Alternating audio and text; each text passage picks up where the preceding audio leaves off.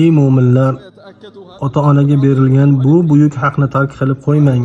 Ularning kuchlari kamayib, holsiz bo'lganlarida ularga yaxshilik qilish yanada muhimroq bo'ladi va ular bunday vaqtda yaxshilikka ko'proq muhtoj bo'ladilar. Alloh taoloning aytgan so'ziga quloq tuting.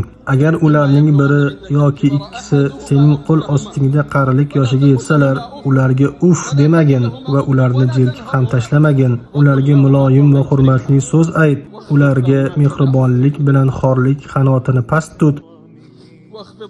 Xokisor bo'l va Parvardigorim, ular meni kichikligimda qanday tarbiya qilgan bo'lsalar, sen ham ularga rahm shafqat qilgin degan. Abu Hurayra roziyallohu anhu dan rivoyat qilingan hadisda Rasululloh sallallohu alayhi va sallam aytdilar: "Halok bo'lsin, halok bo'lsin, halok bo'lsin." Sahobalar "Kim ey Rasululloh?" deb so'rashdi. Shunda u zot ota-onasidan birini yoki ikkalasini qarilik holatida topib, shunga qaramay jannatga kirmagan kishi dedilar. Imom Muslim rivoyati. Alloh sizlarga rahm qilsin. Bilingki, ota-onaga yaxshilik qilish ularning vafoti bilan yoki ulardan biri vafot etganidan keyin ham tugamaydi. Aksincha, yaxshilik eshigi ochiq bo'lib qolaveradi.